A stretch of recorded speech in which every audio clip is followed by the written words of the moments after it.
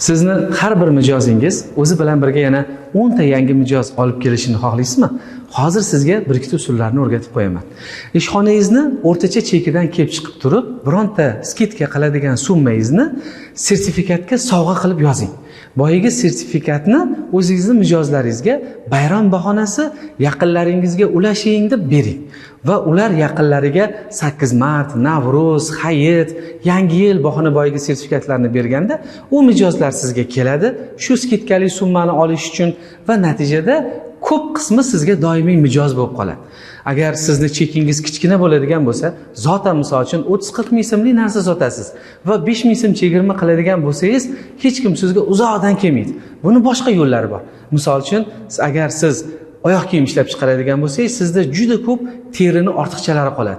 Undan ajoyib kalit uchun brelok yasasa bo'ladi. Siz uni zotan tashlaverardingiz, lekin kalit brelok olib mijozingizga hadya qiladigan bo'lsangiz, mijozni ko'z o'ngida bu juda ham qimmatli sovg'aga aylanadi. Siz uchun esa arzimagan pul. Agar siz shunga o'xshagan life hacklarni yo'qotib qo'ymaslik uchun bizni kuzatib borishni istasangiz, kanalimizga obuna bo'lib qo'yishni unutmang.